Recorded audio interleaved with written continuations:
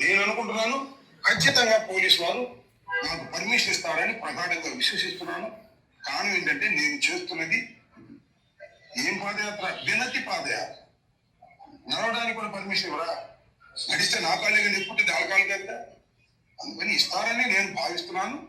దీనికి ఏ అడ్డంకి కూడా ప్రభుత్వం కల్పించదని ఆకాంక్షిస్తున్నాను. కల్పించినప్పుడు చూద్దాం. పార్లమెంటు సభ్యుడయ్యి కేంద్ర మంత్రి అయితే చట్టం తన పని తాను చేయకోకుండా అడ్డం పడుతుంటే చట్టం పొదనేంటో పెమ్మసానికి చూపిస్తా. సినిమాలు కొన్ని మాకు చూపించు. డీజీపీ ఆఫీస్కి వినతి పత్రం ఇవ్వడానికి వినతి పాదయాత్ర అంట. ఏంటో అసలు మరి నాకు అర్థం కాదు. ఈ రాజకీయ నాయకులు ఇలా ప్రజల యొక్క సమయాన్ని వృధా చేయడానికి తప్ప ఆ రోడ్ల మీద పడి దేనికి ఉపయోగం ఇది?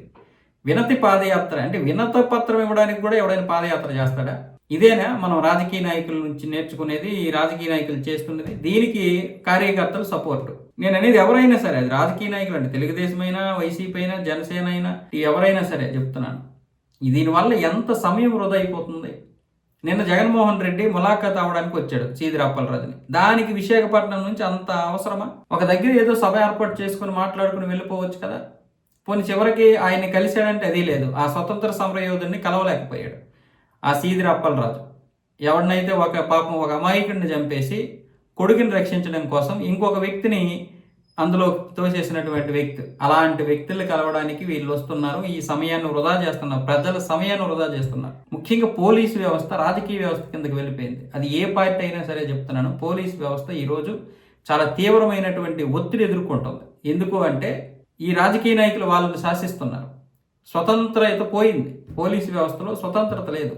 ఒకవేళ ఏ ఎస్ఐయో సిఐయో ఎవరైనా స్వతంత్రంగా ఇది చేస్తే ఆ పైన ఉన్న ఆఫీసర్లు వీళ్ళ మీద ఒత్తిడి తీసుకొస్తారు. వాళ్ళ మీద ఆ పైన ఉన్నటువంటి ఆఫీసర్లు ఒత్తిడి తీసుకొస్తారు. ఇంకా దానికి అనుగుణంగానే ఈ యొక్క డ్యూటీలు చేయాల్సి ఉంటుంది.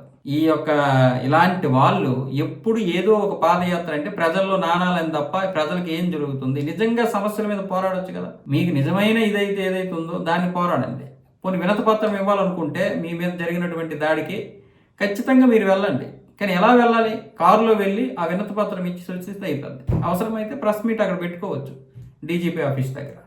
ఎవరికి నొప్పి ఉండదు అప్పుడు. కానీ ఇలా రోడ్ల మీద పాదయాత్ర చేస్తూ ఉంటే ఎంత సమయం వృధా అవుతుంది? మొత్తం మన దేశంలో అన్ని పార్టీలు ఇలా చిన్న చిన్న నాయకులు, పెద్ద పెద్ద నాయకులు పాదయాత్రలు చేయడం వల్ల ఎంత సమయం వృధా అవుతుంది? సరే, ఎలక్షన్ ముందంటే ఓకే, ఎలక్షన్ ముందు వాళ్ళు చేసుకోవచ్చు.